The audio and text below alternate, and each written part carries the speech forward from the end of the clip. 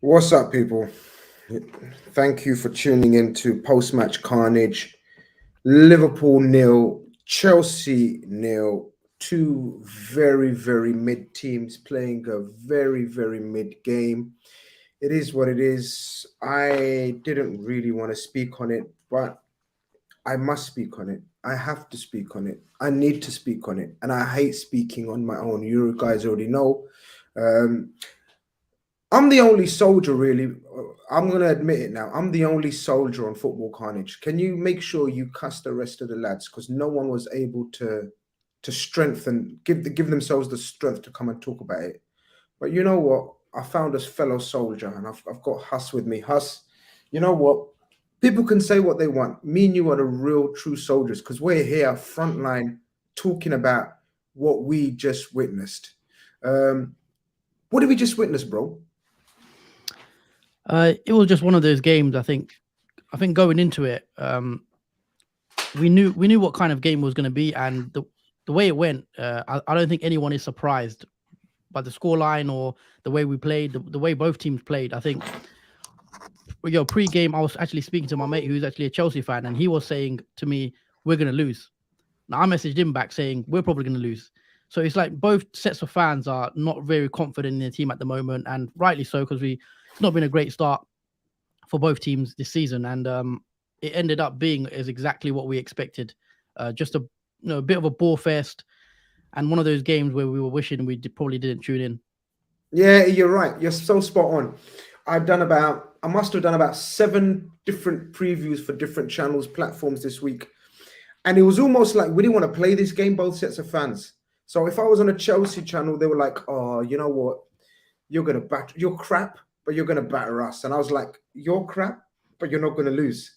Do you Yeah, know what I mean? And it was exactly that. We both knew what's going to happen. I'm not going to lie. We come out of that game lucky. I think they had the clearer chances, the better chances, not through brilliant play of their own, but just Mm. nervous and apprehension and just lack of any physical presence from us because it was set pieces. We get an early break with the offside rule, which was offside, right? It was offside, right? It was no Mm. denying that, was there? Yeah, Or yeah. did you think? Or do you think it was?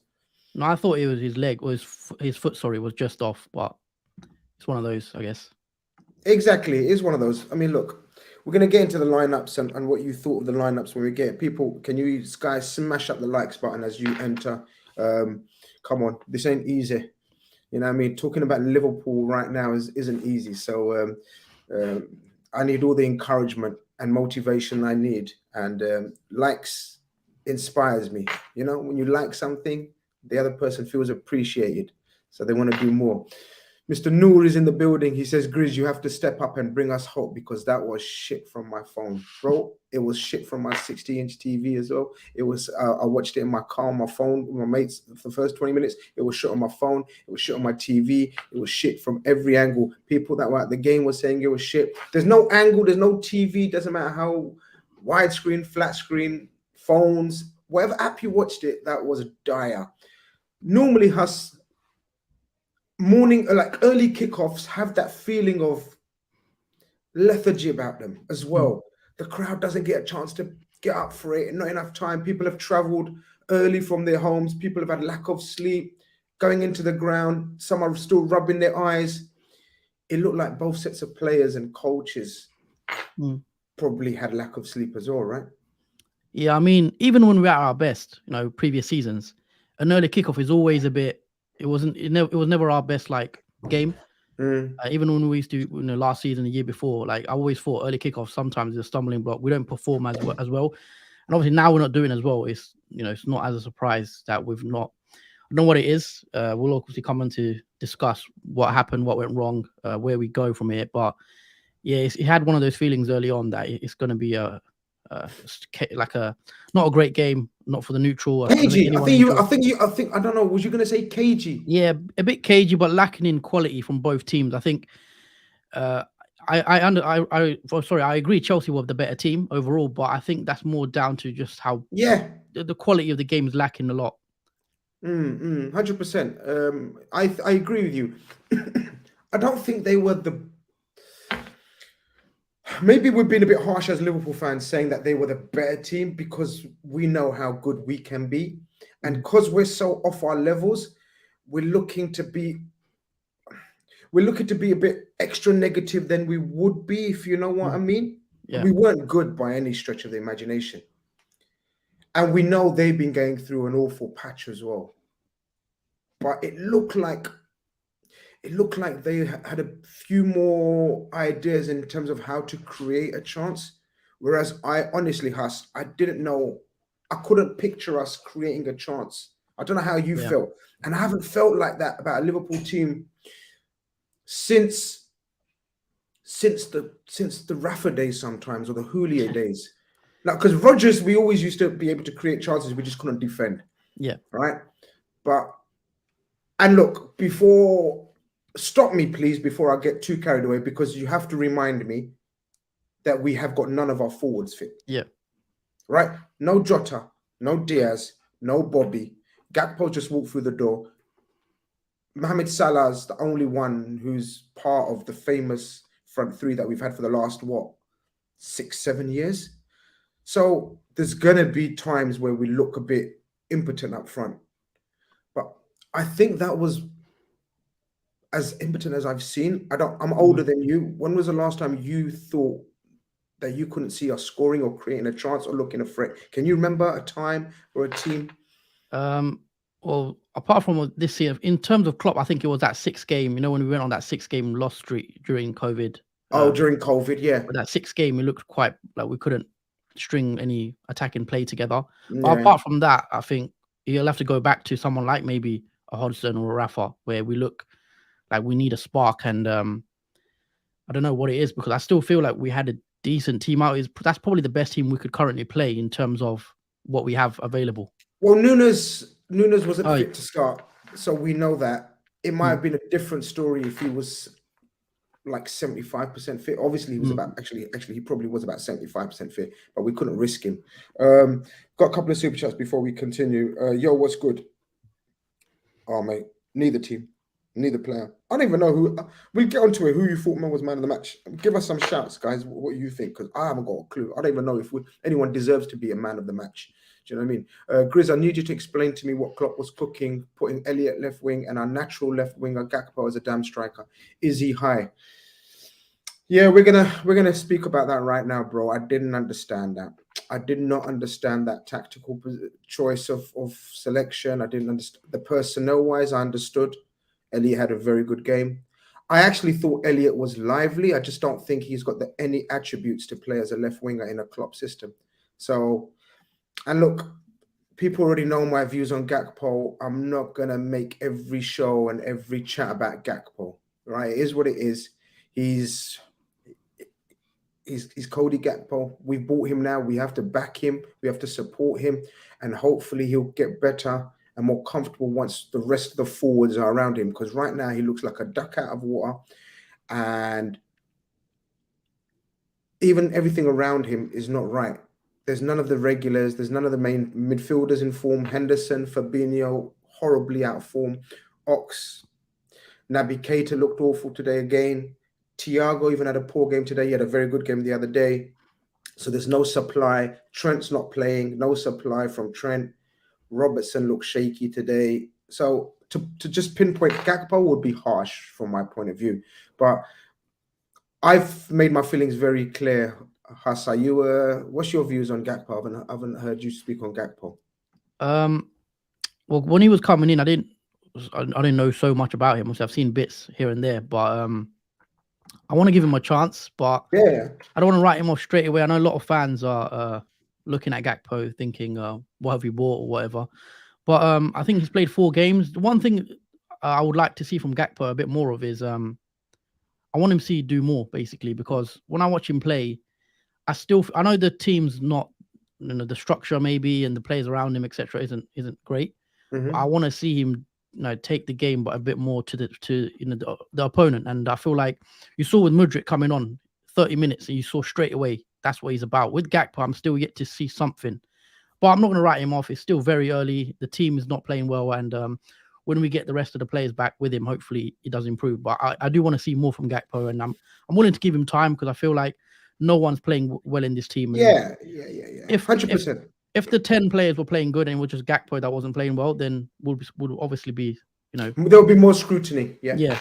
But it's no one is really showing anything right now, putting their performance in, and I think we have to give a bit of time to Gakpo, as people don't like that, the patience thing. But it's just unfortunate for a minute. The time he's come in, the team is at its worst it's been for years, apart from that COVID season that you're referring to when we had no centre backs. This is the worst we've played. It's horrible watching us right now, but we have to get through it. We have to get through it. We have to somehow try to salvage this season. And Gakpo's gonna be scrutinized because he's come in as the signing in January for 40 million. So the eyes are going to be on him. And then because the rest of them are injured, there's going to be more responsibility on him. It's going to be a long season. We already know this. AFC Max, big up yourself. He says, hey, Grizz, sending my love from Sydney, Australia, and all of the Aussie Gooners. What's your opinion on Arsenal season this season? Unfortunate today, you'll bounce back. Appreciate the love, bro. Appreciate the support. Bro, you already know my views on Arsenal, man. I've told you guys to just stick with the process. You could see very early on what Mikel Arteta was trying to do. And he just needed backing from his board and hierarchy to let him make the changes that were needed. And in terms of getting out all the waste men from your club, the squad, the changing the attitude, the mentality, instilling his. And now you guys look of like a very, very, very good outfit. I still make Man City slight favourites, but it can change, bro. It can change. You guys got a huge game tomorrow against Man United. If you win that, the confidence will go through the roof.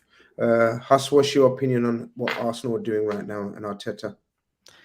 It's just brilliant, really. You can't, if you're an Arsenal fan, you've just got to be enjoying the moment, and you should enjoy the moment because that was us. And I think Arsenal right now, they look brilliant, and I think they can actually win it now. And at the start of the season, I had my doubts of Arsenal, whether they can keep it up. Even a couple of months ago when they were on that run, I just thought, and it also coincides with City. I don't think they're the same team as previous years. It's unfortunate as Liverpool fans we sit here that why has City got to drop off the year? We're bad, because otherwise, we should be up there. But Arsenal, moving back to them, I think they have a very good chance of winning this league now, and if they should embrace it. And Arteta's doing a great job, and I don't see them letting up really. If they win tomorrow against Man United, obviously they need to keep players fit as well. Yeah, there's no reason why they can't win the league now. Yeah, look, the way City are playing, the way everyone else is taking points of everyone else, Arsenal need to concentrate on what they're doing. And you're right, injuries need to be avoided. You can't really avoid injuries. It happens, but they need a bit of luck with the injury situation. Guys, only 50 likes. Are you not taking a piss out of my life? Like, I'm actually talking about Liverpool after that. I've come online for you guys, man. Come on, man. Show some love, man. Huss making his debut as well on a show with me. He's been on a call-in before. So come on, guys, man. If you don't like me, at least like Huss, man. Look at his jumper, man. Look how fresh his jumper looks, man. Nice yellow outfit there. Come on, you already know.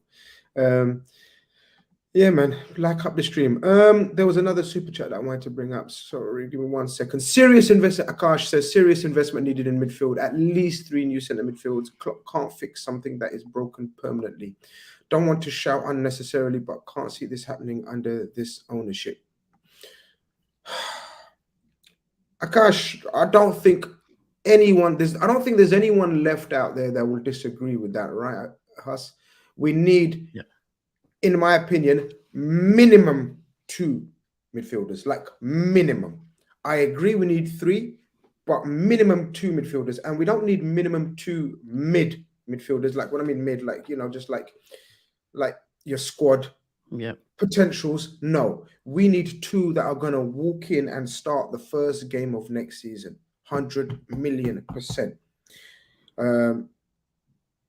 But 3, I agree we need 3, because let's face it, even today, Henderson and Fabinho came on and didn't really take the game by the scruff of the neck. They had about 15 minutes, I think, to 20 minutes to impose themselves. I think it was 15, 20 minutes, guys. Let me know in the chat if it's not. But they didn't really impose themselves. They didn't really look physically up to it. I don't know where they are mentally. I mean, no one will disagree with that, right? In terms of the ownership, I'll very quickly give my opinion on it. We're going to be under new owners next year, inshallah, God willing. So let's just bide our time, be patient with that. And I agree. Under this ownership, we won't spend the money necessary to revamp the whole team, not only the midfield. Because I personally would go for a centre back as well this summer. So that's 3 midfielders and a centre back, which will cost us around 250 million if we're looking at the required quality that we need. Not even, but you won't disagree with that, will you? If you do, let us know what you think, Huss. No, I think we definitely need midfielders. I think everyone sees that now. We needed a midfielder probably summer 21. We were asking for a midfielder, and didn't happen. Summer 22 comes along. We just signed. Obviously, Nunes was a big signing, and then we got a couple of obviously Ramsey and Carvalho comes in, but it's that position that we have not really strengthened for a while now, and I think it definitely needs to happen and be addressed. And hopefully, we can bring in the right quality in the midfield. I think we need 2, 3. Some people will say 4. With the players leaving, obviously 3 players leaving, so they will have to be replaced. And yeah, just hopefully, in regards to the ownership, hopefully we do get some owners in and lets us move forward, and someone that will invest into the team, and hopefully that change comes in the summer. But we'll see, because I don't think anything's close. I don't think. People, nearly close to 300 of you in here. Can we smash up some likes and we get this so it helps the algorithms and it gets more people to see what we're trying to do and achieve on this channel. You already know we're close to 23k now. If you haven't subscribed, please subscribe and definitely like the stream if you haven't. Yo, what's good? Sends in a super chat. He says, Grizz, I need you to find out what we work on in training. I'm genuinely curious. I think the players are genuinely freestyling. Yeah, do you know what it is? What happens in these situations when your team plays like that? You think to yourself, what's going on? Like, are we really doing anything training? Is there really any structure? But what we have to remember, and as hard as it is, bro, as hard as it is in times like this, we have to remember how hard it must be for the coaches as well. Every week, 2, 3 players dropping out. You can't work on something. Then Gakpo's a new player. Nunes is a new player. He doesn't even speak English properly yet. He can't even understand probably some of the instructions. You know what I mean? So it's very difficult to get rhythm going. We don't have much time to train right now. But I'm not making that as an excuse. I'm just saying the causes for it. Because it's not an excuse. We shouldn't be 9th. It's not an excuse to be 9th, but it's definitely an excuse not to be challenging. Is that fair? Yeah, I think there's a lot of reasons you could put it down to. Obviously, a lot of people will look at that midfield and potentially not buying a midfielder, and I think a lot of the fans have pinned it on that. But now you're looking at our good players are playing really bad now as well. Players like Salah, we expect more from him. Nunes hasn't, obviously coming off the little injury he had, and I think this season, I don't know about you, Grizz, but for me, I don't expect much from this season anymore. I think if we can get something in the Champions League, in terms of, if we can get past Real, we'll see. But the rest of the season, I think it's going to be up and down. I don't think it's hard to see us get consistency until we get, maybe if we get Diaz and Jota back, we might get something then.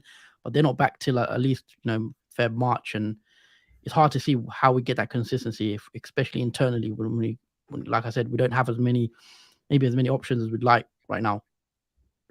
People are reminding me we're actually 8th now. Get in, progress. Making moves, people. We're making moves. We're up to 8th. I'm sure there's a couple of teams that probably can overtake us if they win today. I haven't had a look at the table. I don't know if you look at the table these days. I don't look at the table, bro. No, I don't look at the table.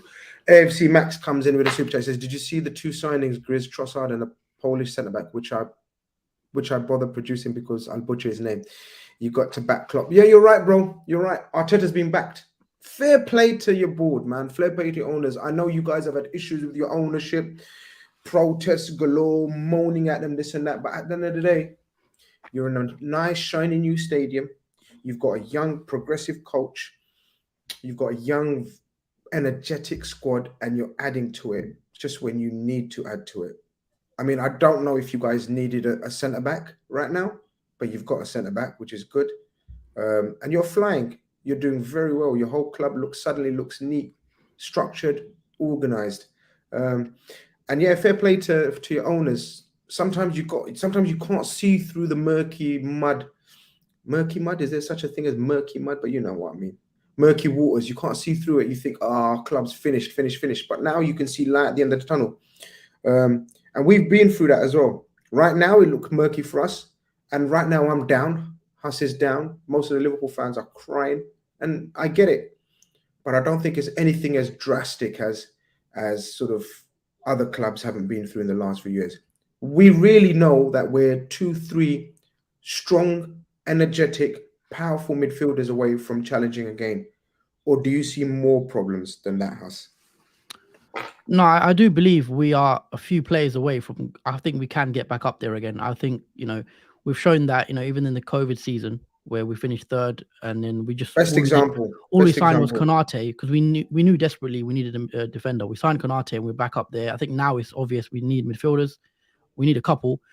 I think we can get back up there and challenging again, hopefully. But it's going to require work in the transfer market. As we said, we've left ourselves short.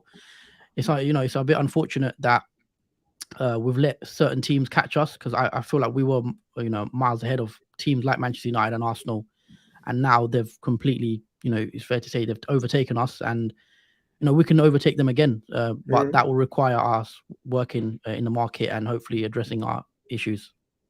Neil Gunner says, I'm assuming he's an Arsenal fan by the surname, unless that's your real surname. So big up yourself if that's your real surname. He says, all of this is a lack of planning, no proactiveness. There is no excuse. You always say you'll run well, but at the moment you're not. I agree with you, Neil. I agree with you. And I've said it many, many times. My pride of supporting Liverpool and bigging up Liverpool was always based on, how well run we are.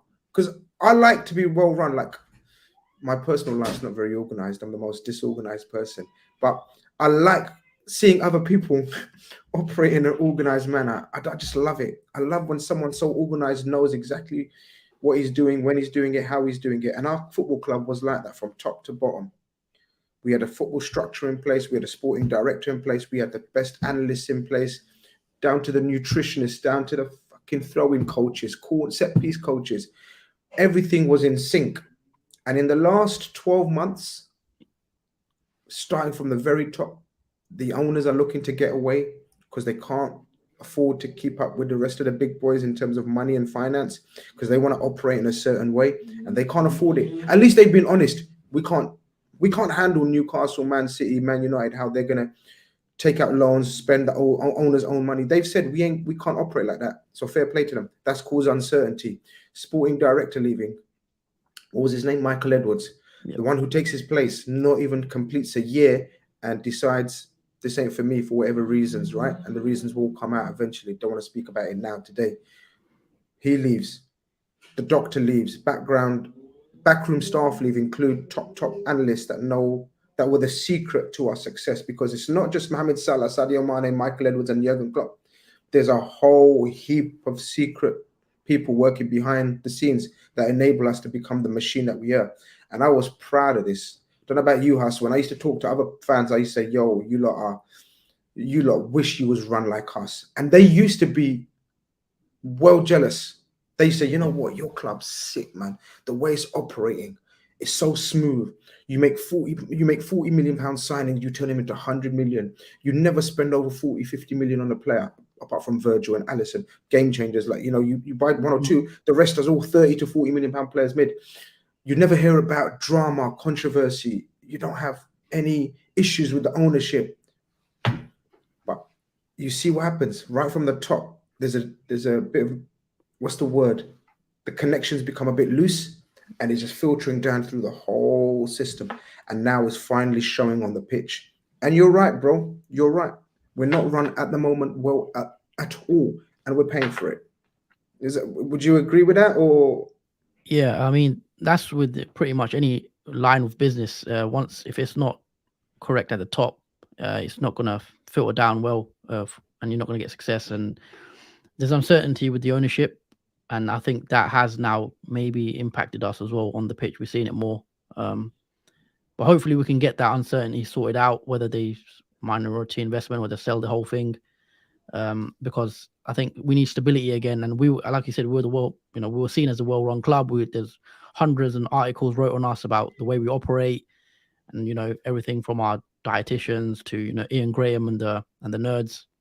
But now I feel like I don't know, because there's so many rumors that I don't know who to believe, with Pep taking and Klopp taking more control of transfers, etc. We won't know yet, but it does seem like there is some sort of disconnect between key staff, and maybe there's a bit of like frazzled thinking or something. I don't know. Something's definitely gone wrong backstage, I think, and this is what we see now. A bit of, because like it goes back to the Arthur Melo signing. I don't think they would have planned for that. Liverpool don't do that. 2-3 years ago, Liverpool don't do that type of move. And for us to go and get him, it shows me something went wrong in the operating system. 100%. That was probably how'd you say, the final straw that broke the camel's back. Yeah, we knew that this is a bit long. This is a bit mash up now. There's confused thinking. Around. And we're not. And the process is broken. Yeah. The process is broken. That's when you know, if you're signing Arthur Melo on the last day, the process is broken. At what level, we don't know. Yep. But the process is broken and it's not smooth. DC sends in a super chat. Our defense? What defense? What a mess. We've kept 2 clean sheets. Is that two clean sheets in a row, I believe? Yeah. So it's positive there. Well, clutching at straws, innit, bro? We have to. Like, that's 2 clean sheets. Did it look like we were keeping a clean sheet today? Did we deserve to keep a clean sheet today? No. Mudryk looked. Someone asked me earlier on in the chat. Sorry, I forgot who it was. What do you think of Mudryk? Mudryk looked like someone we could have done with. Mudryk looked like a Klopp forward. Yeah. As opposed to Gakpo, who looks nothing like a Klopp forward, guys. I'm going to start talking about Gakpo again, innit? And everyone's going to start thinking, Grizz is being a prick because he's picking on the new guy. Why am I picking on the new guy? But it's frustrating, innit? Because I'd like to think I know my football. Obviously, nothing compared to Pep and Klopp. But I don't see nothing in Gakpo, guys. I don't see Gakpo being a Liverpool type forward. And I hope I'm so badly wrong. Look at Mudryk in that 20 minutes. What did he show you? What did you think of Mudryk in that 20 minutes? He showed me, pace is a thing. It burns defenders, and he comes on straight away and he's looking to get in behind. He looks light on his feet, tricky player as well. Yeah, he looks like something, the type of attacker we'd target, rather than Gakpo and Nunes even, who are more different. I don't know if the recruitment have decided to go in another direction, but you look at Mane and Salah, what they have in common is they have that blistering pace and they like to beat a man. And even going back to Elliott, playing him on the wing, it seems like we're changing our way we play, or we're recruiting players that maybe don't fit like what made us successful. It's that process thing again that we were talking about. We had a system that we worked towards when signing players. We looked at their attributes, their speed, their running stats, their pressing stats, their top speed, the amount of presses they can do, their strength levels of strength, their mentality, their attitude, their leadership qualities. And I don't see any of those. Like, which one of those things, right? If I gave you that tick-off list, right, and said, Huss, you're the new scout for Liverpool, please tell me which ones would you have ticked off for that for Arthur Melo? Yeah, I just don't know why that signing happened. Which one would you have ticked off? Hardly any of those attributes. Yeah. None of them really. Injury prone, durability would have been one of the things that we tick off there. Pace, effectiveness, controlling a game, technique. Okay, he's got technique. He's a Brazilian. They're born with technique. All right, fair enough. But am I being a reactionary prick? I mean, I think it all comes down to, I think fans are now annoyed. We're going to start looking at maybe more decisions such as the signings we've made or haven't made. And even you look at the selection today in midfield. What did you think of the midfield today, by the way? Well, okay. So let's get into the selection. Let me just read this one and we talk about the selection today and we get into today's game. We've gone off on a tangent, supposed to be reacting to the game, but obviously things are deeper. There's deeper issues with Liverpool than opposed to just, AFC Max, with someone that's enjoyed watching Liverpool in your glory days, you have to back Klopp. He has done what he has done for your club, nothing short of exceptional. You need your owners to show him their support. Absolutely.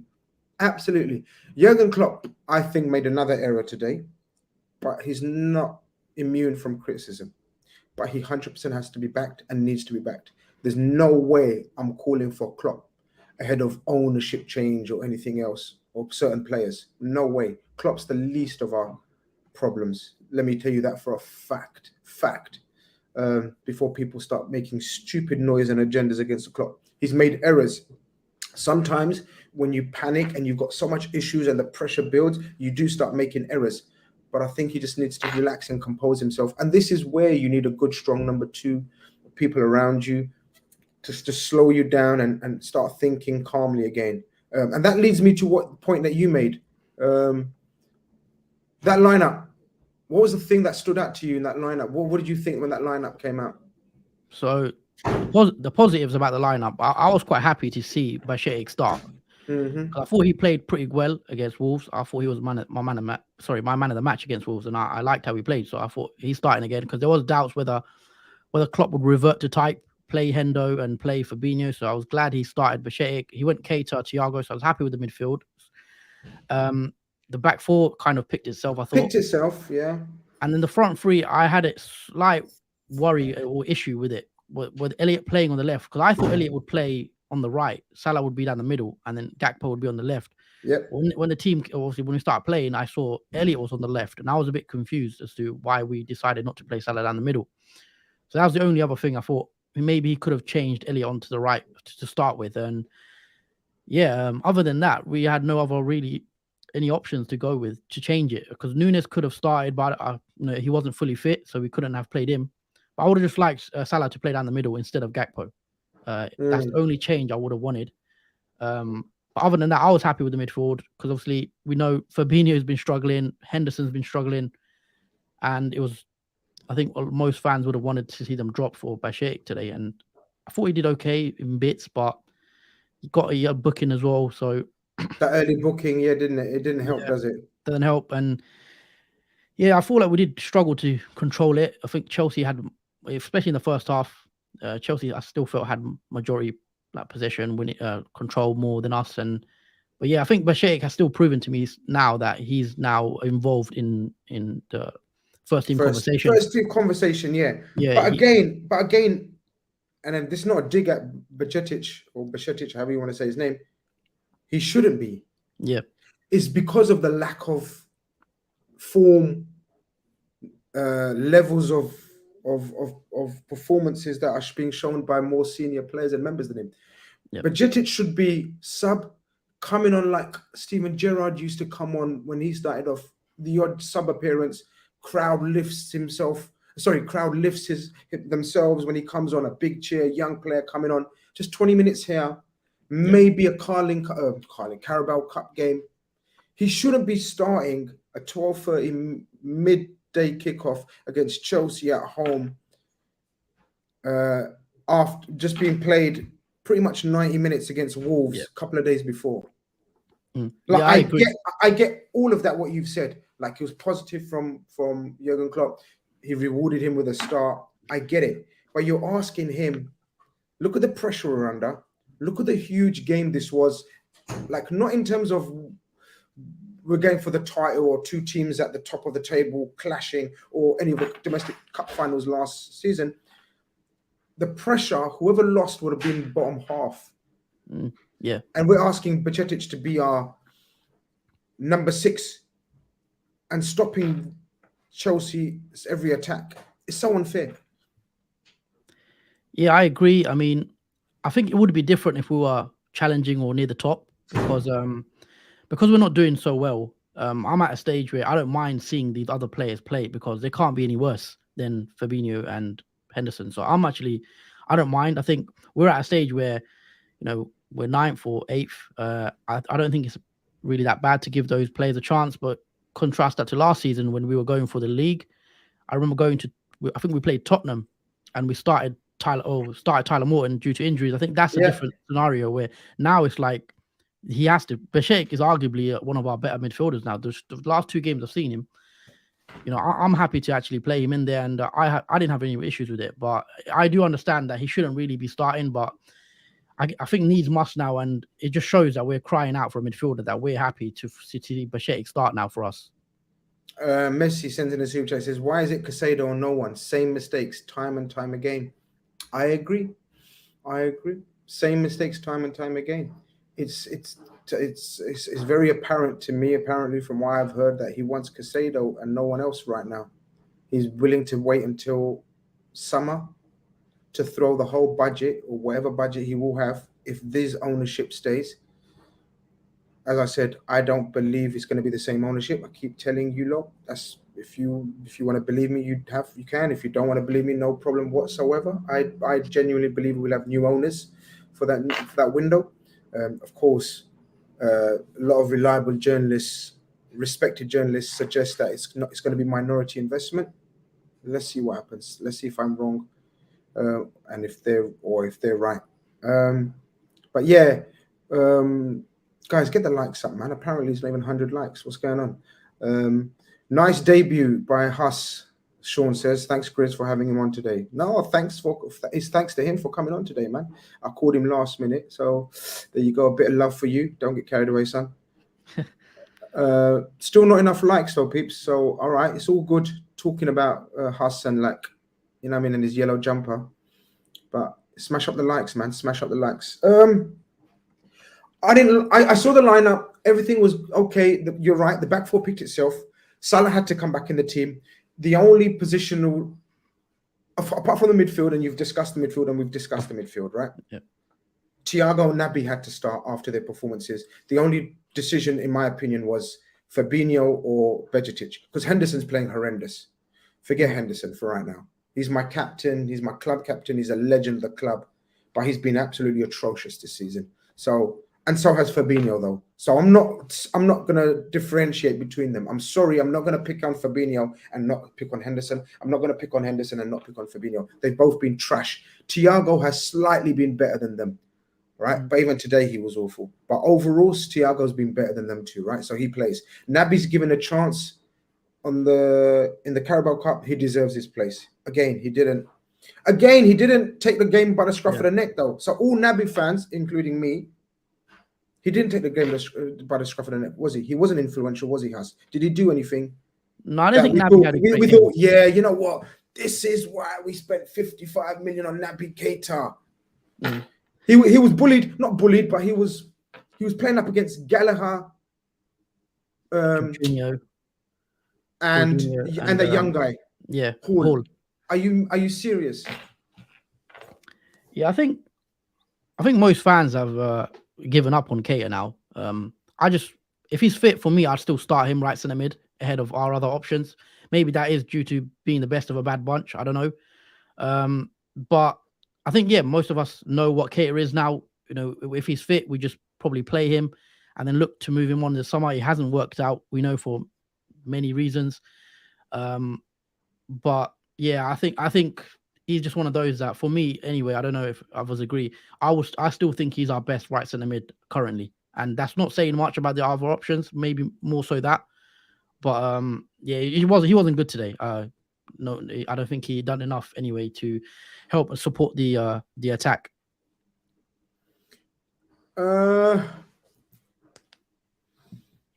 He didn't. Man of his caliber, man of his name. What do you think you put it down to? What is it? Injuries is the easy cop-out, and I get it. It does take its toll. Yeah. It's not a cop-out. It probably is the actual reason. But do you still offer him a new deal? Or do you do you accept it now? Look, just get on with it. And we're going to lose him on a free. That's the part that hurts, because him and Ox were bought for like 80 to 90 million between them, and we're shotting them for free. Yeah, it's unfortunate, obviously, the way it's turned out. Because when we signed him, he got the 8 shirt. You know, we thought he's going to be the next Stevie G or the next midfield maestro that runs the midfield for the next few years. It hasn't happened. I do think injuries has played a massive part. He hasn't got that dynamism about him that he had at Leipzig. Yeah, that's gone completely. He's not that same player at all. I don't think we're trying to mold him a bit more into Genie. I feel like we try to, but he's not robust enough to play. He's also, I know a lot of fans don't rate him. They don't think he's actually good enough. I think I don't think he's bad as a footballer overall, but it just hasn't worked out because, injuries. Plus, I don't think he's ever had the 100% trust of Klopp as well. I think Klopp has preferred Henderson over him in that right side at 8, maybe for the protection off the ball that Henderson did provide in his peak. And we saw last season as well, there were certain games, I think it was against Chelsea as well last year, where Keita was fit on the bench and Klopp still didn't play him in the Champions League final. You know, we had Thiago gets a last-minute injury. Fabinho was touch and go, and he still decided not to play Keita. So I don't think Klopp, maybe people don't agree, but I think he's never really had that 100% backing trust. But that's all to say, I don't think Keita's done enough to maybe earn that. To gain his trust, to earn his trust. He probably hasn't done enough anyway. So it's just one of those. We have to move him on. I think there's no chance we give him a 2-year contract. If we do, then it would just be another one of those mistakes. He shouldn't get a contract, I don't think. And we have to move him on. If it's for free, we just have to, take the loss. We ain't got a choice right now. Let me add in another Liverpool fan. We've got Roms in the building as well. Obviously, it's not the best time to talk to Liverpool fans, but let's see what Roms has got to say about today's. Yeah, look, we could talk about the overall situation. It's only going to depress us, but talk to us about today's feeling at the start and afterwards, because we've just pretty much summed up that nothing surprised or shocked us. It was exactly what we thought. 2 mid-teams, 2 teams that are struggling badly, and it lived up to its billing as far as we're concerned. What are you saying, Roms? Going into the game, I actually thought Chelsea would nick it, a 1-0 win, or we would salvage a draw, because even though the performance against Wolves, let's be honest, it was a much changed side, a much youthful side. It was against a Wolves weakened team, and the importance of the game's different. The content's different. It's not a league game, it was a cup game. But one thing I am happy, I wanted to see the same midfield, because we've seen, it's been evident, and when we've kept our more experienced midfield, the results have been the same. So you have to change something to try and get a somewhat different result. So a reaction. You try to get a different reaction, Different reaction, Even the crowd, even if the crowd backs it, that's all automatically a different reaction from a quiet crowd. And at the start, the crowd was more lively at the start, but it lasted, I don't know what you guys thought, it lasted about 10 minutes. Great. Do you know the worrying thing, Grizz and Huss, for me, the only time we looked like score, because Klopp must have gave them the hairdryer treatment, because at half-time, that kind of window from 45th minute to kind of the 60th minute, that 15 minute, I looked to my brother, I said, we might score here. This is the most threatening we've looked this whole game. Then it just kind of fizzled out, and I'm like, then he's taken Naby off, but I understand that move, because Naby looked like he was blowing it. We know, when has he ever really lasted 90 minutes for us? But for me, when it hit about the 70th, 75th minute, I think Klopp was playing for a draw. He just didn't want to lose the game now. When he introduced Hendo's Jones, I think he thought, you know what? I want to win this game, but let me just ensure I don't lose the game. Because when Mudryk came on, that Milner change had to be made, because every time it went to Ziyech, that was the trigger for Mudryk to run in behind, and they were successful twice. First time, I think he brought it down. I think he went past Gomez and hit side netting. And the second one, let's be honest, if he hits that first time or gets it on target, it could. I'm not going to say 100% would have been a goal, because we got the best keeper in the world, and if it wasn't for him, we'd probably be staring in relegation places. Do you know what I mean? However, if he gets it on target, we could be 1-0 down. And that move, whenever it got to Ziyech, and Ziyech hasn't been the best Chelsea. A lot of the Chelsea fans, he's not in real favour of them. But what he does have is a wonder of a left foot. We know that. And every time Mudryk got in behind, I think Trent came on and nullified it to somewhat extent, but that was worrying me. But there was only about that 15-20 minute window period where I thought we would score. But other than that, it was everything we expected. Like you said, Grizz, it was quite dire, quite cagey. I knew it would be a low scoring game. And yeah, what kind of bewilders me is I wanted to see, I don't know what you two starting 11s were coming into this game, but I wanted to see Elliott in his position, in that right wing position. I don't know why he kind of went back on the left. Well, this is it. He just played probably his best game of the season where he played. It was very apparent against Wolves. We had no pace through the middle. So Salah comes back and you automatically think Elliott's got to hold his place, surely, right? And if Elliott holds his place, which was the right wing, then Salah comes in, and then Gakpo, who's played a lot of football on the left, can go back to his left, because even for PSV, he was predominantly playing off the left. Yeah. And then you've got, if that doesn't work out, then you've got Núñez, who's probably only got about 45 minutes in his legs. Instead, he changes the whole dynamic of it. And I say the word dynamic, but it's anything but. It's the total opposite. It just kills, the nullifies, because Salah is totally outnumbered, and on that side, Badiashile and Cucurella were up him, and you know, Salah didn't have the confidence in the team, in the structure of the team, to leave that position and go looking. He had to help out James Milner, who's not the quickest. You understand what I'm saying? Robertson's looking to just bombard forward because he knows Elliott hasn't got the pace to go behind. But then Robertson's worried about Ziyech going in behind him as whatever. I just thought it upset the dynamic, man. That one move. Do you remember when we first saw inkling that Elliott could be devastating on the right? Do you remember our preseason game against United? His little 40, I think it was three.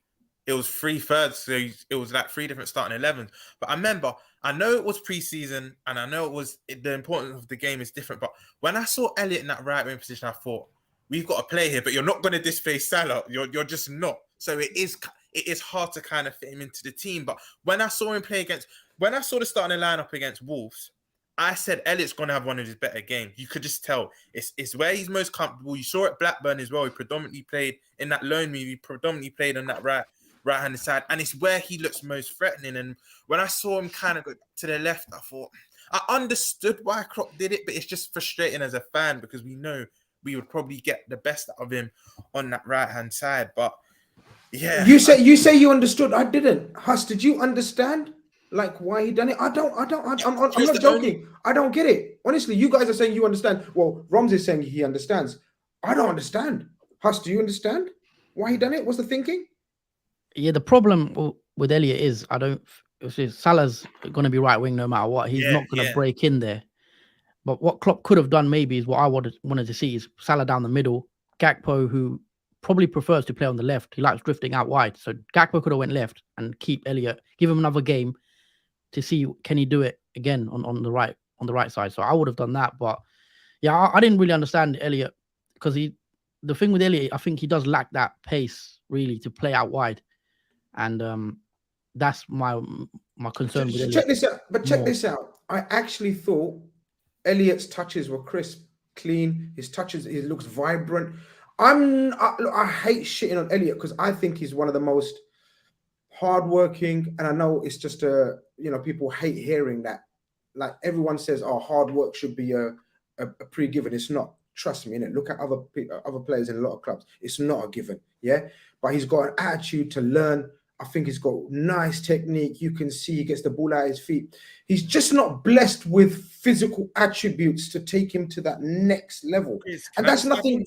Yeah, go on. It might not seem as important, but when you're a diehard Red and you supported the club your whole life as well, you know you want to give your all forget kind of like the intangibles and what you're best at on the pitch. When you're just a fan as well, you're naturally going to give 100% because he's loved the club from young. So I think you can see that. It plays a part into it. No, but he's always wanting to learn. You can see, and I've seen elements of his game improve. But it's not fair how I'm going to say it's not fair how Klopp's using him. Yeah. It's not fair. He's not played one single. He's not being coached and groomed, in my humble opinion, into one role. You know what, Harvey La. You know what I mean? I'm sure Klopp don't speak like that, but you know what I mean. But Harvey's not being told, right, I see a future for you in my team as a right winger in a 4-4-2 with Mohamed Salah and Nunes or Jota, whoever coming through the middle, going forward. Or I see you as a number 10 in a 4-2-3-1. I see you in a 10. Or I see you as a wide man. I'm not saying you give Harvey Elliott, what's the word? An certified team place that you're going to be. No, but you give him a chance to work on a position. So even when he's out of the team, he knows that's my position. I need to work on it in training, everything. I get giving young players a few roles to play. But look at Curtis Jones. He's suffering as a result of that. This guy, I think sometimes you need to give them a focal point, especially in a team like Liverpool that's going to have 5-6 forwards that are ahead of him. You know what I mean? 3 or 4 midfielders that are going to be ahead of him. So he doesn't know, shall I harness my game to become an 8? Shall I become a controlling wide left player? How shall I construct my game? Because for a young man, it's a lot to take on. Yeah. It's a lot to take on. So I'm not one of these that's ready to jump on Elliott. I rather jump on the coaching. And that's, some might say, what, are you really doubting Klopp? I'm not doubting Klopp. I'm saying he needs to do better in terms of coaching the likes of Elliott and Jones. Because if you're not going to buy players because of the fact that you want to trust and you show loyalty to your youngsters, then show me a plan for them. Yeah. If you're saying I'm not going to go to the market, I think I've got what I need, then show me a plan for them. I haven't seen a plan for Elliott. Because I think you're spot on, because I've been quite critical of Elliott this season, but I think I'm being disingenuous to him, because when you've seen him play, because I watched him a few times on loan at Blackburn, when he was on that right flank, oh my God, I'm not really a numbers guy, but you saw his numbers, his performance, he was impacting that team. That is him. So when he's coming to our team and he's kind of a shadow of himself, and I'm getting onto him, I think, 1 minute, you know what? It's unfair, because that 8 role is not really, because it's not even just him. It's as a collective, that Trent, Salah, and Elliott on that right. He's not that natural protection Trent has had in these last 4 or 5 years from a Hendo. Come on, are you look? Let's be honest, yeah. Let's be honest. We've all played football, right? Okay, me at a higher level than you two. I'm joking. We all played football, right? Now we already know, yeah. At any level, when we used to see someone skinny, small than us, yeah. Even if he's tricky, we already know. Okay, you've got quick feet. Okay, my guy, you look good technically, but I'm gonna rough you up. Yeah. I'm gonna rough you up, and if the referee is on my side, he'll let me rough you up and get away with it, because that's what's happening to Elliott right now. Elliott is looking sharp. I'm not gonna cuss Elliott too much, but he doesn't know his role. He doesn't know what his role in the team is, what position his team is, and what is he facilitating? Was he facilitating the midfield today? Was he playing wall passes with Gakpo? I didn't see any interplay with Gakpo. Was he supposed to be coming inside so Robertson can overlap today? Do you get what I'm saying? And then he was thrown in the second half, Huss, into midfield, like something completely different from wide left in a 4-3-3 to now.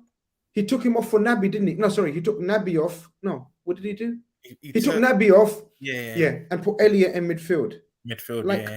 Like that totally, any momentum we had, that killed us even more, didn't it, Huss?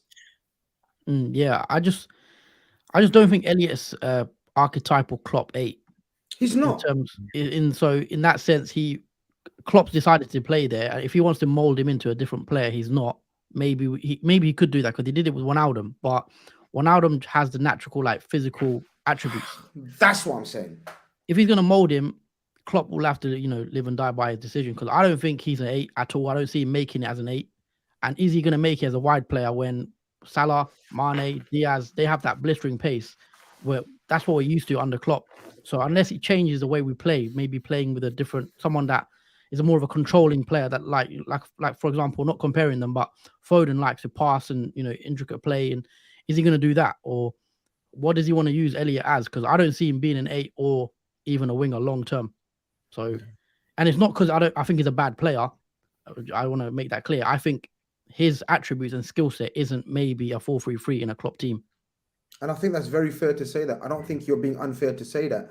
I think he is a good player. He's shown, he's shown in his loan spells and at Liverpool. I just think we need to have a plan for him going forward. Guys, there's over 450 in here, and you're not even hitting the like button. Like, I don't know. Like, there's no cohesion in the Liverpool team. There's no process in the Liverpool team. It looks like you lot are not functioning properly today as well. Like, smash up a like, innit? Come on, man. It's hard work, man, talking about Liverpool right now. It ain't easy. You understand? It ain't easy. But I don't know, man. There's not much incidents to talk about, Roms. Like, if we go through the game, like, it was just horrible. I couldn't picture us creating a chance from open play.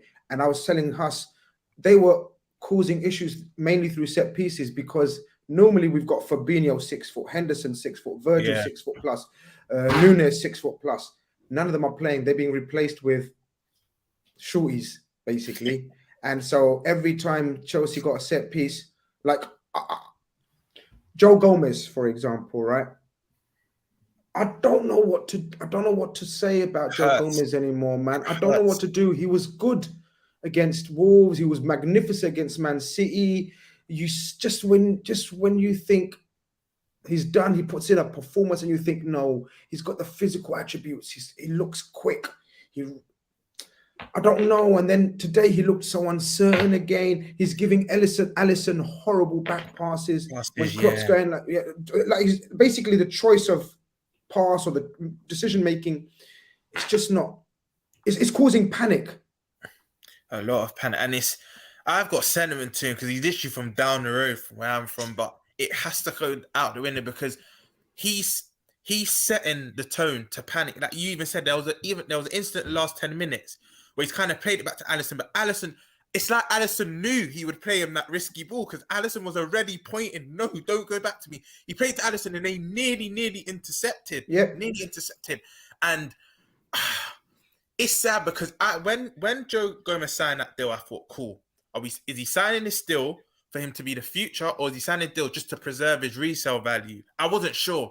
But now, for me, it might just be, it hurts, but it might just be time to, not this window, we can't, because we know we have to, and the English code and all that stuff. But you mean the summer, yeah? Yeah, it might be time to move him, because he is, remember, centre-back, you have longevity. Centre-backs and keepers, you have the most longevity in your career. He is approaching his peak. I don't even think he's 26 yet, or he's turning 26. No, he's not, yeah. I think we might have to cash in on him because this is a question to you two. Do you see him having a future at Liverpool? Because I just can't. Because I've spoken on Joe Gomez quite a bit. Huss is making his debut, so I'm going to ask Huss, man. Yeah. Let us know what your thoughts are on the Joe Gomez scenario. Taking into consideration, though, Roms, I don't think you took into consideration how much surgery is needed in other parts. Yeah. And then you've got a certain Joel Matip there who's done. He can't run. Yeah. He's finished. His legs have gone. Like when when there's a boxer, you start, that's him. That's him. His legs he's shaking now. He's shaking. Like maybe one game a fortnight he can play. I'm being serious. And I love every single one of these players. So I'm not calling them out and being reactionary just after one game. So taking into consideration the state of the surgery we need, right, Huss, and the state of the centre-backs, what do you do with Joe Gomez? Are you going full FIFA mode, gung-ho, revolution, evolution, and changing the whole shit? I think it will go back to what owners we have in place. Because if we do have new owners, I would be open to major surgery in the team, whether that's buying another centre-back and maybe letting one of Matip or Gomez leave, because we don't want to get to that stage again where we let players decline on our watch. I think we want to see them go elsewhere and maybe decline. So I wouldn't be against getting rid of one of Matip, because I think Matip's contract runs out in 2023. Gomez obviously has a longer contract, but another thing with Gomez, he's still a young guy, and he's had, I think, 3 very bad injuries. Mad injuries. So when you get that type of injuries, especially 3 times, it's hard to get back to that level again, I think. And if we got a big offer for him, I don't know what he'd be worth. What's a big offer though? What's a big offer for Joe Gomez in the current market? His age, profile, everything. Matip ain't getting nothing. We ain't getting shit for Matip. So I think we're resigned to letting Matip go at the end of his contract, which is next year. Is it next year or this year? I can't Matip remember. 2023. I'm at 2024. Or 24. Sorry, 24. Yeah, I think he's got another 24. Yeah. So Matip's So going to left. run his. So Matip, as much as I think he's finished, I don't think he's going to be sold. I just think Matip's going to be around just to run out his contract. Okay. That leaves you with Konate, who's the future. Inshallah, my brother. I know you sang his praises for him. From day, man. Man, I love him. Verge, there's an uncomfortable conversation. Virgil van Dijk has been the rock that all this success has been built on. Don't let any other club's fan tell you otherwise. But that rock has been, what's the word, man? Chipped away at. Yeah. And again, he's a hero for us. He's our hero. But you know what you just said there, Huss? I don't want players losing their legs on our watch. It was a famous manager that said that as well. I can't remember off the top of my head. Yeah, someone let us know in the chat who said that. Because my head's not working right today. I can't remember as well. Yeah, but it's spot on, right? We don't want other players. We don't want players running out of legs on our team. Go and do it in at Rangers or something. You know what I mean? Or Vitesse Arnhem or MLS or something. Don't do it on our watch. Now, I believe, guys, call it controversial, call it what you want. I believe Matip, Fabinho, definitely. We already know Henderson. I'm not going to name the name. Okay, I am, because people are going to think I'm forgetting the Brexit players. No, we know Milner. We know Henderson. They were washed a year ago. Yeah. I don't know why they're still here. Even if only one of them needs to be here for the footballing culture. All right. If you're creating the footballing culture, because it's massive as well. Fabinho, Henderson, Matip. Fabinho, Henderson, Matip, Bobby. And I'm gonna put Gomez in there as well. I don't think none of those players are ever going to reach the levels that we aspire to and what they aspire to and what they have shown. Agree. Do you guys agree, disagree? And what's your thoughts on that? Every player you went through, I think you're spot on, because I think they would reach, some of them could possibly reach an acceptable, somewhat acceptable level, but not the peak, like you said, Grizz, not to the peak of what we've known them to once have been. I think you're spot on with what you said. I can't argue with anything you just said. But there's loads more. You know, the scary part is, you're right, Ox too, William. Ox, yeah, of course. But I didn't mention that because I thought it's a given. Yeah. Naby too. Yeah, I thought that's a given. Bobby, one of my favorite players of the Klopp era, man. Just changed the game, changed the way we play.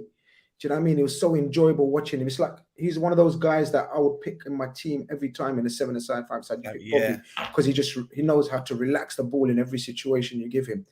But there's major surgery, man. And I know we started off by talking about Gomez, but again, he was uncertain throughout the game, decision making. Then it rubs off on Konate. Yeah. Robertson panics. Alisson panics. I don't think Alisson has been himself, you know, guys. Last few games. But Grizz, that's testament to him. He's not been himself, and look, he's still been better than your average keeper. That is just testament to Ali. Oh, he's a sensational, and you're right. If without Alisson, we'd be 12th or something, bro. Yeah, couple points above, 100%.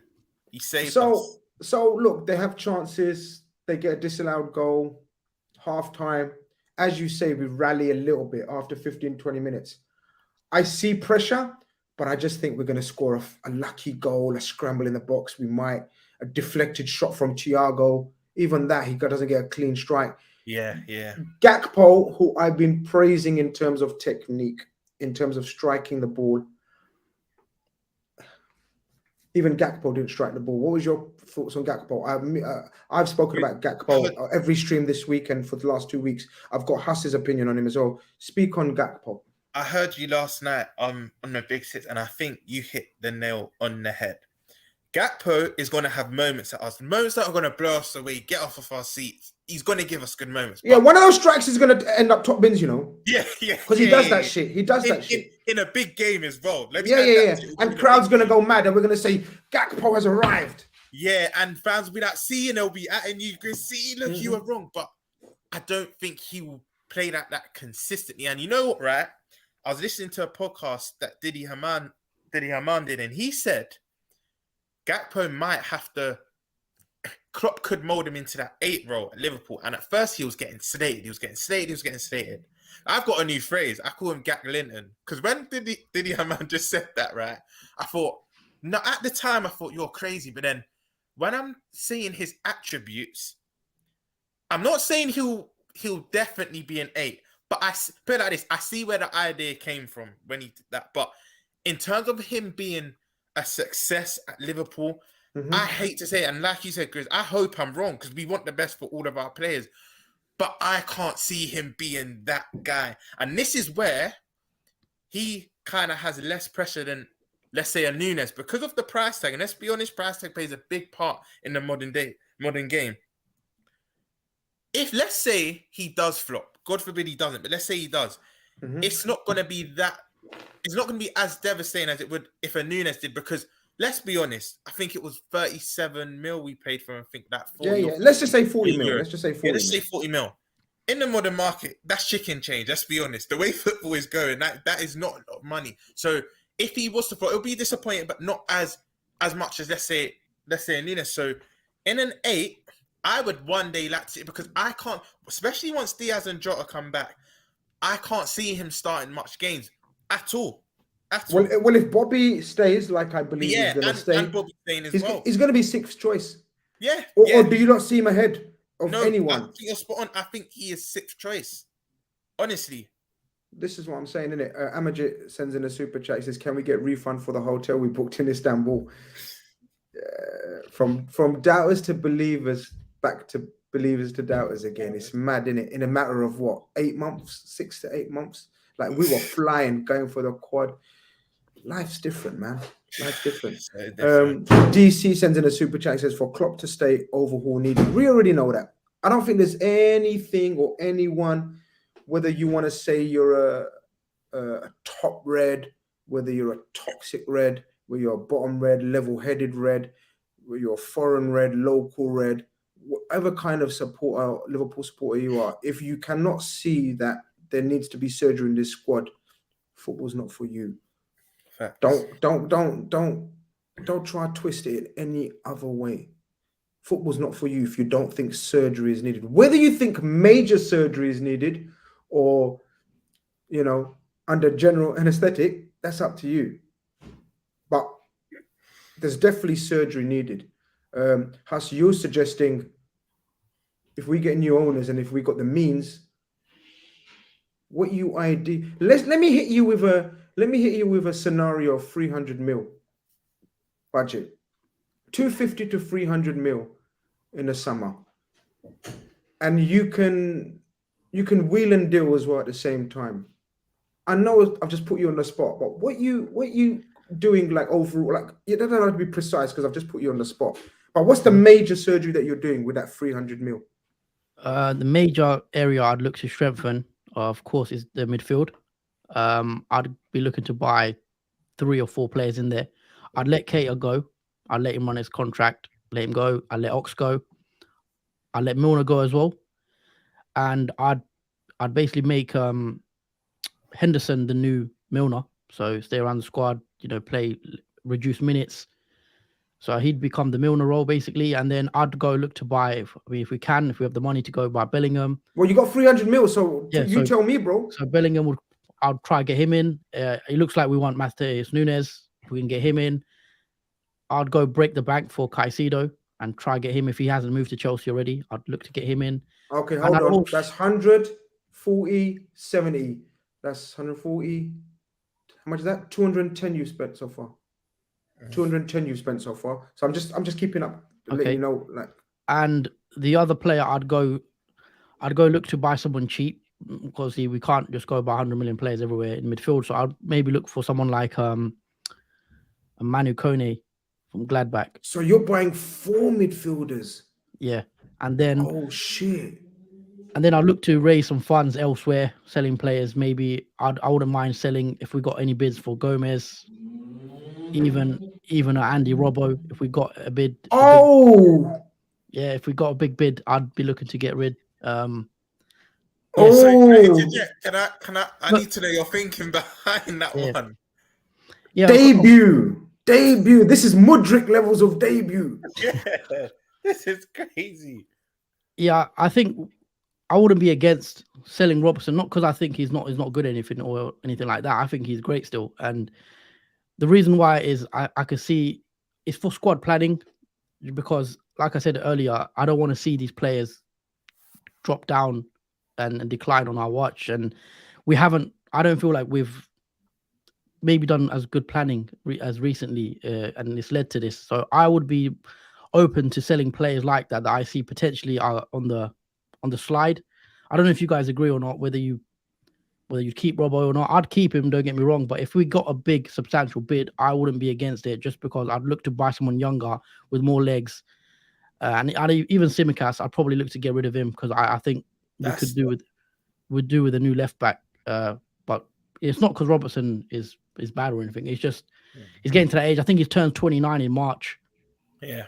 So it's more the forward thinking, forward planning, and other than that, I'd be happy with the attack. Is fine. I think we just have to wait till Diaz is back, Jota's back, and I don't think we need anything there. Centre back, you could maybe go buy someone there. Vardio is linked, or he's been linked with us before, I think, and he's one player I like the look of. So yeah, 1 centre back, maybe 4 centre midfielders, and if I'm allowed to go crazy, then maybe a left back. But yeah, other than that, I think we should be. Well, you're allowed to do what you want, because I've just signed you a check off for 300 mil. Now you said you want 4 midfielders, and then you talk about forward planning. What's your planning in terms of how you're looking to play?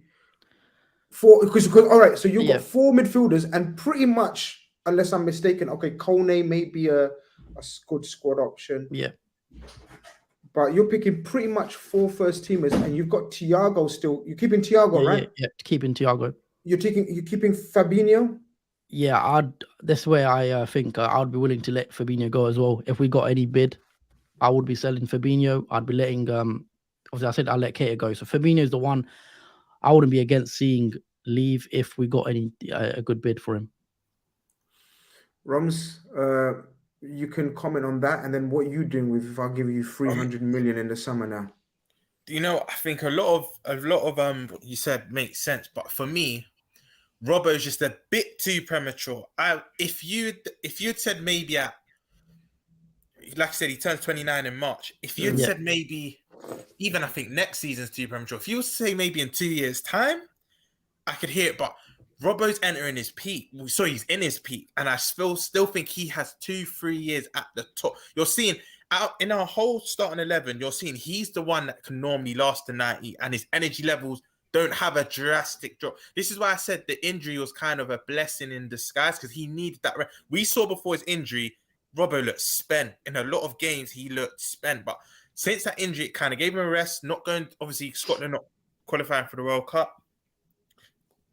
I think Robbo's been one of our better players coming back off the World Cup, him and maybe Ox. So that's the only one I'd say premature. But as for Naby, Ox, I think you said Fabinho, I think you said Milner. Henderson, I agree. I keep him in, not as a starting 11. I'm putting that out there now, but as a squad player, like Grizz was alluding to earlier, the football culture, I keep him in. But everything bar Robbo, I agree with what you said. But I would add a few English midfielders just for that homegrown quote. Okay. So maybe I don't know you two's opinion on this, but I don't know you two's opinion on Mason Mount. But if he's there for a reasonable price, it's not about our opinion. It's yours. Your choice. What are you doing? 300 million. So I'm assuming you're saying Jude. Are you on the Jude train? You 100% want him? You want to spend 100 million on him? Yeah. So of your budget? Yeah. So we're on 2. Okay. You said 300 war chest. So it's 200 300. Yeah, 300 war chest. Yeah. So Mateus Nunes probably, I think he's been quoted at 50 million. Yeah, he's done deal if you want him for 45. For 45, 50. I I'm bringing in a Keenan Dewsbury Hall. I'm a big admirer of him. Again, not to necessarily start, but I think he'll be a quality player coming off the bench. He's a Klopp player. He'll fit the system, workhorse, industrious. I would also put him in. I think Leicester would probably, let's say 35 million for him. Acquired a Kone from Gladbach. Been a big admirer for him for the longest now. Would also bring him in. And Everton will pull our hand, but Amadou Onana, I wanted him before he even made that move from Lille to Everton. I've been a big admirer of him, but again, it's not really realistic because he's probably no more than a 40-50 million, but they'll probably up to about 70 to 80, which we won't realistically pay. But that would probably be the midfield options I go with.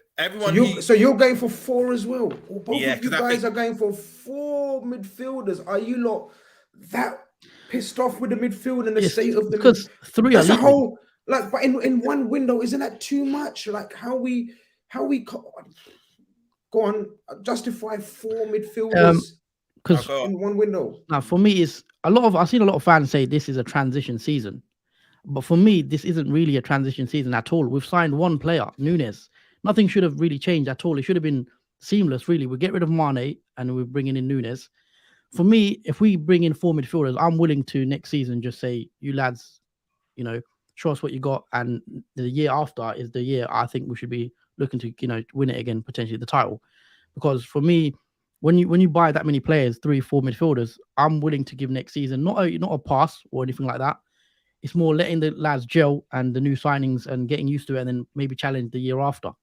Because for me, this season, a lot of people have said it's a transition. I don't see it that way. We've signed Ramsey, who doesn't play, Carvalho doesn't play, and Nunes is the only one really where it's a first team signing. So yeah, I'm willing to next season, if we do what's needed, I'm willing next season just to see how we do and get in the players to gel and create something, and then look to challenge the year after. Because like I say, if we're doing a lot of change, it's going to be hard to just gel and win it again, the title, if we buy 4 midfielders. That's the only worry, because Klopp doesn't like a lot of change. So I don't know if he'd actually do something like that. But no, forget Klopp. This is Huss. If it's me, I'm willing to I'm willing to buy 3, 4 midfielders. Wow. I think it's needed. Okay, so you're doing 4 midfielders and a left back. I mean, that's more. It's because I'll go back to also. No, don't go back. No, don't go back. No, don't. Listen, let me. I'll explain. Man of experience, innit? Older brother. I'll explain. So listen to me. Listen to me first. Never be swayed by comments. No, I'm gonna pull up a few comments and I'm gonna tell them to shut up. I'll explain. Because they're saying, "Oh, Grizz, these guys are letting you down." Shut your mouth. They're letting me down. They're giving their opinion. They're here to give me their opinion. Nobody wants to hear the same opinion again and again being drummed to me. If you disagree, no problem. But don't try to call them out, man, on my channel, man. Shut your mouths. We're unfollowed, no problem. Look at this chief unfollowed, Grizz. Sorry, mate, ridiculous fans with a common sense, with a backing for the fan. Shut up and get out. Get out. Don't care for you, fool. Let me block you as well at the same time. This is what I hate about people. Everyone thinks everyone has to have the same opinion. So don't be swayed about people in the chat. I can disagree with you, and I can give you a rebuttal for your argument, but all of this, I'm not going to follow, or I'm not going to like it because I disagree with you and it's bollocks. I don't need people like that on my channel. I don't need subscribers like that. Get out of here. So don't be swayed. Just tell me what you think and how you justify it. Calm. Okay, yeah, I'll explain what I meant. So I think it's fair to say everyone wants Fabinho's soul, right? Most Liverpool fans would be okay with him if he was moved on. I think so. So if I said to you 12 months ago, let's say 12, 18 months ago, let's sell Fabinho, I would have got the same reaction from everyone. Agreed. So there's 2 years left, he's not going to decline. I'm only predicting, obviously I could be wrong. Robertson could go on to, be great for the next 2 years. I'm just saying, if you look back 12 months ago and I told you, let's sell Fabinho, everyone would have said the same, the outroar. Why would you want to sell the best 6 in the world? Everything like that. So with Robertson, it's more the fact, I think we need to bring the age down of the squad. And I think we still have experience in a team with Virgil, who I'm keeping, by the way, and a lot of people think he's finished. I'm keeping Virgil. Salah, I'm keeping him. We've got experience there. So I feel Alisson's experience. So I think we've got enough, the age group. And I think we do need to lower the age, the overall. Because I was looking at Arsenal squad. They're like 24 average age, and ours is 29. They're 30. us 4 years ago. Yeah. So, and you know, in a year's time, I think in 12 months' time, people might say, "Oh, now we should get rid of them." When the time to get rid of them is maybe when they're still good. Let me make your case a bit stronger. Hire me, innit, bro? Hire me, yeah. Hire me. I'm a lawyer, like football lawyer. I can help out in these situations. What I would say in your defense, right? If I was your lawyer, the case that you've made is, I would say, as we've got new owners, and we already know when new owners come in, they like to flex financial muscle. See what Todd Bowley's done. See what Roman has done. See what every owner, when they've come into the new club, that's what they do, right? They flex their financial muscle. So I think I would say I need to make as many changes as I can whilst the owners are getting their feet under the table and they're flexing their financial muscle, because we already know what owners can be like going forward, moving forward. They might not give you 300 every window. They might not even give you 200 every window. So you need to do what you can to overhaul that squad if you need it to be overhauled with that 300 million and make a big impact. It may ruffle a few feathers. I believe the squad does need a ruffling of a few feathers. 100% it does. But I don't know. I'm not sure if I agree with you lot about 4 midfielders in one window. Unless, I don't know. Go on, Ron, before I come through a few super chats. Go on, Ron. Only because look how much outgoings we will potentially be having in Fabinho, in Ox, in Naby. I personally would sell Jones as well. We will have so much outgoings. That's the only reason why, and from some of the outgoings we'll be recouping some money. Because where I disagree with us is I'm keep both left back options and both right back options. Obviously, I hope Ramsey. Obviously, because I know Ramsey's having injury problems. Hush. Let me just tell you, don't go to Ramsey's going to be a bad boy. Trust me. Yeah. Ramsey's going to be a bad boy. In terms of fullbacks, I keep Konate. I agree with Huss. Dijk I keep. Van Dijk I keep. Konate I keep. For me, Gomez and Matip I sell, and I know that sounds mad, but I think we'll recoup about. Remember when you asked, because we didn't even answer that question when you said, so what is a big fee for Gomez? For me, with everything. Okay. Check this out. 40 million Aston Villa. What are you saying? Yeah. That I was going to quote that anyway. Roughly 35 to 40 million, because he still has. I know he's had a lot of serious injuries, but he still is approaching 26, and I think with that you can maybe free up some funds for maybe Guardiola. Apparently, a big Liverpool fan. I'm not sure how true that is, but apparently, no, he's a massive Liverpool fan. Him and his father's big. But you're looking 75 million for Vardio. Upwards, yeah. So, but I feel like the club sells itself. We'll just literally need to agree personal terms and whatnot. For me, like we alluded to earlier in the show, Grizz, Salah, Gakpo, Nunes, Jota, Diaz, and Bobby if he stays. That's with Elliott being kind of, again, he's gonna sometimes playing that forward three, sometimes playing the midfield. He's also there. Cavallo, I've been his biggest advocate. I feel like he may need a loan move because I could just not see how he fits into this team right now, even maybe next season. But that's the only reason why I'm so predominant on midfield options, because I think that's where we need our. Because I agree with Hassan. For me, this shouldn't really have needed to be a transition season, because again, you can use the cliche sayings. We were 180 minutes off a quad, so I don't understand how the next immediate season can be a transition season. I just feel like once we fix our midfield and Klopp gets youth, because for me, it's not really the system that's not working. It's just the personnel. Once you got players that can replicate what he wants to do, I think we'll then gradually get better. But I agree with us. I don't think we'll necessarily be challenging again next season. It might take the season after, I believe, the 24 to 25 season. So, yeah, that's the only reason why I'm so focused on that midfield department. Fair enough. Let's go through a few super chats, people, and we can comment on them as well. What's Casado coming, Grizz? I'm speaking into fruition. Calma, get through the storm. We have to get through the storm. We've got no choice. I ain't about to give up.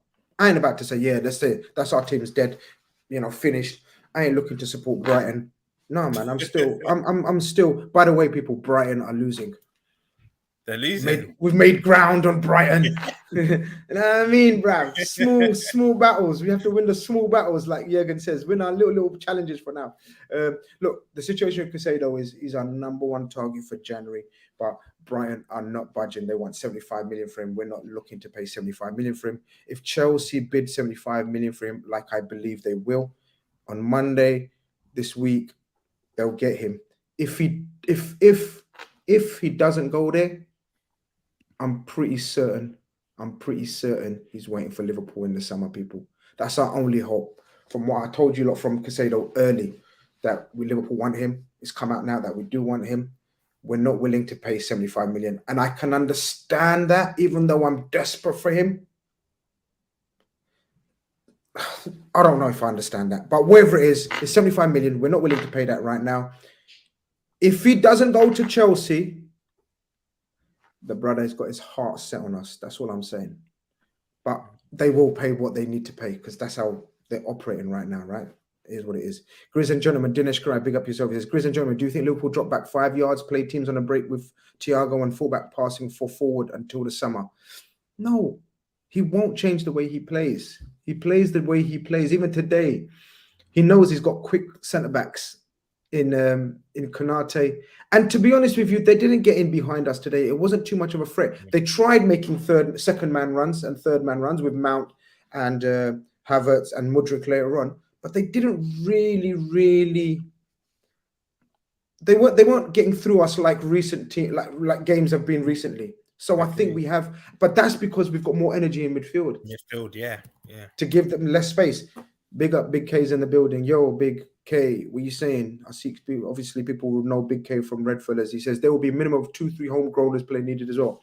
That's the base of all rebuilds. If Bellingham is one, who is the other? I know we love Mason Mount.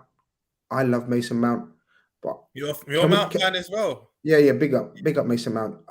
Very, very underrated. But can we see Chelsea letting him go? Unless he wants to leave. And if they do, let's be honest. I know he's got 18 months left, but it's Liverpool and Chelsea. They're gonna try and extort us. Even with 18 months left, they'll probably try. Do you know what? They might, but I don't think they will because they have to let go of a lot of players. So if he makes it very clear to them, and let me tell you a little exclusive. I was going to save this for tomorrow's show, but we've spoken to his dad. That's what I'm telling you. We've spoken to Mason Mount's dad already. So let's see. Keep an eye on that contract situation with Chelsea because we like a few English players. Declan Rice, Jude Bellingham, Mason Mount. We already know what we need to do. Sorry, go on. Regarding the Mount potential signing, though, quick question for both of you. Do you feel like he might try and break the wage structure though? Because that's apparently why he's not signing. No. That's the thing. He's not. It's not a wages issue for him at Chelsea. Yeah. So it's not. He's not like that. It's not about wages, and he wants to leave because they're not giving the money. It's a few things, including his role in the team. You know, new players is a bit bemused. Coach is different. He's like he's a project kind of guy. So, but let's see. I still think he might probably agree to stay there. But if he doesn't, we will be in there we'll have some decisions to make in terms of who do we want out of the English contingent. Dinesh comes in with another one. He says, cash in on Mo, 150 million plus. We would have with or other sale when your budget 500 mil, buy 2 centre halves, 3 midfield. Yo, calma. Dinesh, we're getting a bit too FIFA. I know Huss got all you guys salivating at the mad rebuild that he's doing, but yeah, this is you. You know, this is quite the debut. You got everyone spending 500 mil selling the spine of the team. Mohamed Salah, Robertson, every man. Relax. Everyone calm down. Whatever happens, stay away from Mount. Aki, oh man, come on, he's not that bad. Yo, what's good? Says Jude Casado, Jacob Ramsey shout. Right winger Musa Diaby, get an experienced centre back and one from the academy as well. I'd sell Fabinho, Matip, and Phillips. I wouldn't disagree with the last 3 people. I just wouldn't disagree with the last 3. But it's too much to do, guys. If we're selling 2 centre backs, we're unsure on Gomez. That leaves us Konate and Virgil as our 2 starting centre backs. So that would probably mean we need to bring in 1 centre back that's minimum a possible starter. And you lot are saying minimum 3 midfielders. Minimum, yeah. Yep. That's a lot of work. It's a lot of work.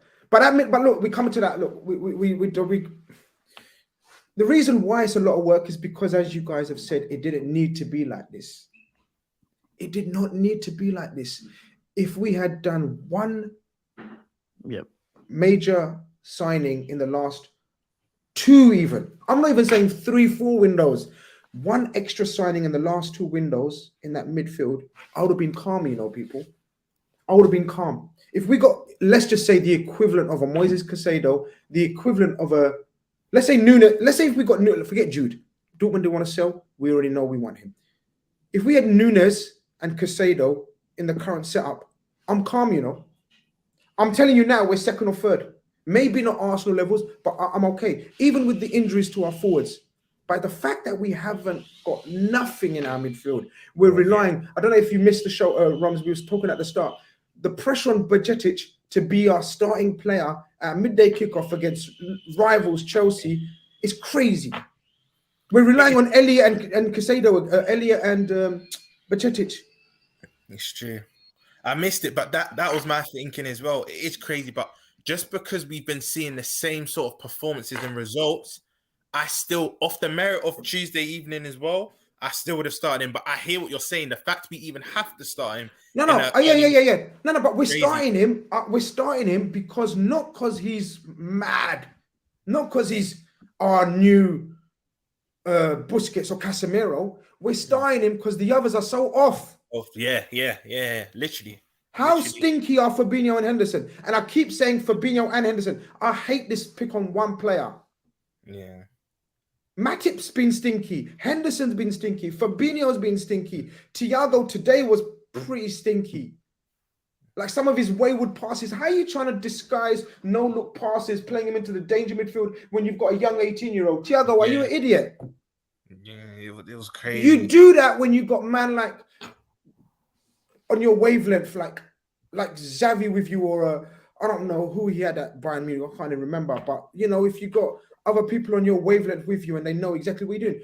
You got Naby, who's hardly played this season, and you got a young man in midfield and a Gakpo up front and Harvey Elliott on the left wing, and you're playing no-look passes into midfield like everyone's going to read your game and expecting everyone to be on your level, which is elite levels of gameplay. But you get what I mean? You have to play percentage football. That's not percentage football. You know what I mean? It's like, it bemuses me sometimes, man, how some of the lads are operating. But this is like it's a shitstorm we're going through, innit? And some of the decisions we're making are wild, like including Klopp. Do you know what's frustrating as well? If it wasn't Thiago doing a no-look pass today into a blind area, it was Keita's weight of pass. Keita was actually seeing the pass, but the weight of pass was just always short. Yeah, it was just always. It wasn't even going halfway to the guy. They were just intercepting the minute it come off his foot, and I thought, come on, you need to put a bit of punch in your pass. Put a bit of oomph in it. But look, guys, it wasn't all negative. We're going to try to round up the show with a couple of positives, maybe. I'm asking you, Huss, is there any positives that you saw today? Maybe the Nunes little cameo? I don't know. I'm struggling. For me, obviously, there's some small positives, like clean sheet. We spoke about clean sheet. That's the main one, I think. People are saying Ibu. Yeah, recent weeks we've been too easy to play against. Like Brighton just cut one ball, just cut through us. I don't see that anymore. I didn't see that today where one ball is just through. So in that sense, we look a bit more solid. If you want to take that as a positive, we don't look as easy to like just cut through. And I've seen that happen to us a lot against Brentford, against Brighton, all those teams. So yeah, in that sense, that's definitely a positive. Bashak playing again, getting some minutes. Ibu I thought was decent a bit. Alisson, couple of saves. I mean, for me, it's more about just hoping to keep the score down. Like, not concede first is another thing, because we keep conceding first, and I always said that's something we need to stop doing. And it was becoming a habit. And yeah, I think clean sheet is a positive start, but there's not really much right now I can hang my hat on. But I'm hoping we could turn it around. Do you know when? I think is Jota back soon? Jota's where are we? We're in mid-Jan. Jota's going to start full team training at the end of the month. So you're looking to give him another 2 to 3 weeks on top of that as well.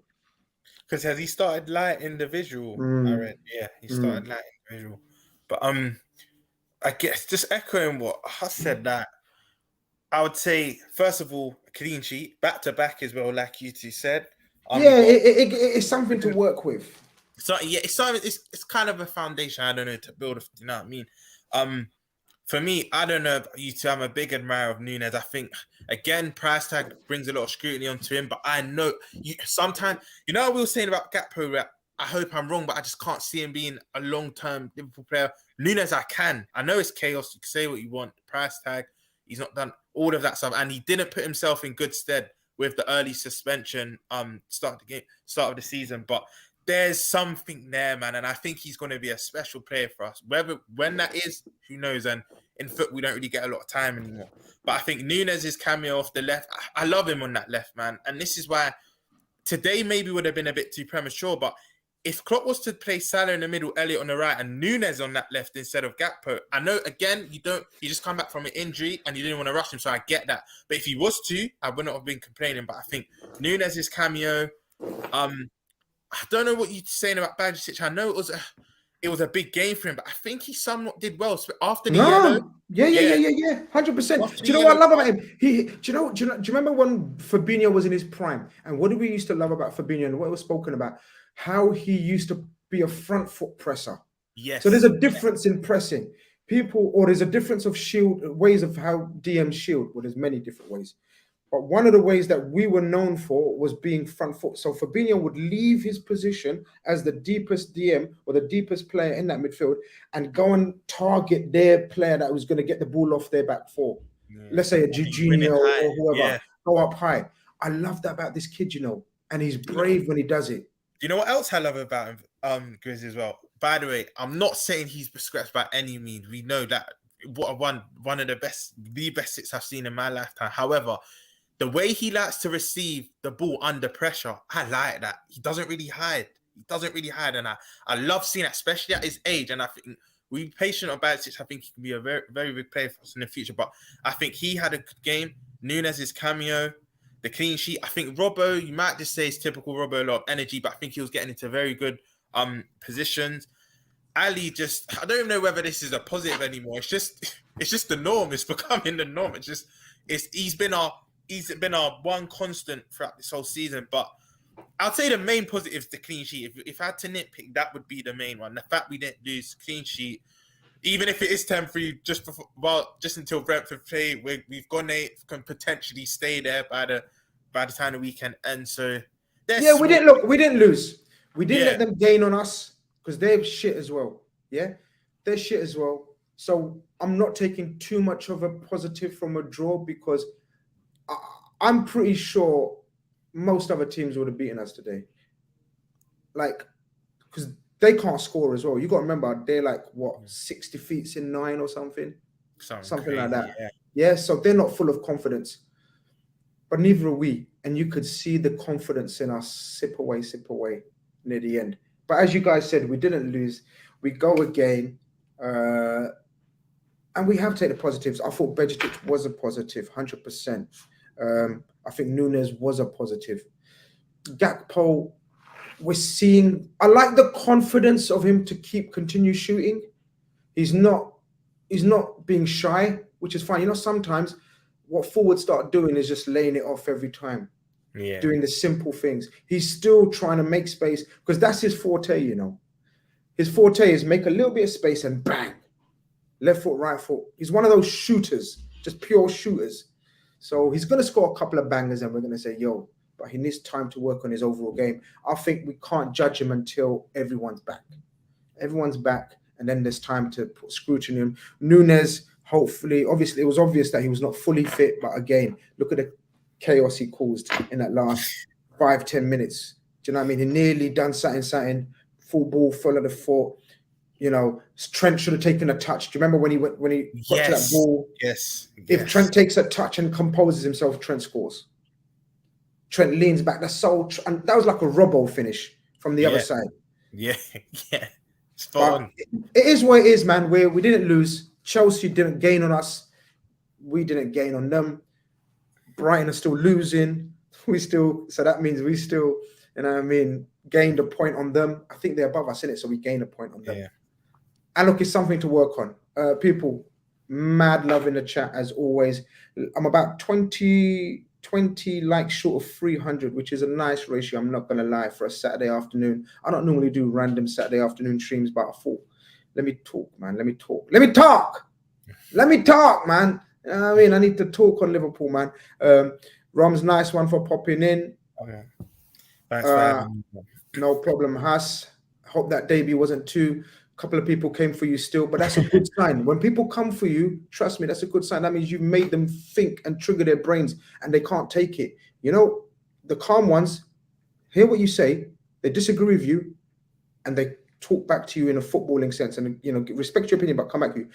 The ones that are dickheads get triggered and can't take it, and their brain can't function an argument or a conversation or a debate. So you done well, bro. It's all about triggering emotions and debate. So hope you enjoyed your debut as well. Yeah, thanks for having me on. Appreciate it a lot. Nice one. People, this has been Post-Match Khanage. I'll be back at 7:30 with the rest of the results. Calling Khan, your favorite calling show. Me, Bilal, and Zuberi are on the mics today, taking your calls. I'll be leaving the stream link in the pinned chat. Come through, give us your opinions. Liverpool, Chelsea, Man United, massive games tomorrow. Very quickly, guys. Man United, Arsenal, what are you saying? 3-1 Arsenal.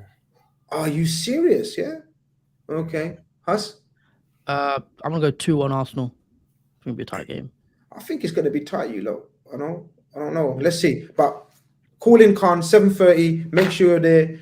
Make sure you're early, gang. Like up the stream. I'll see you soon. Peace out. Take care.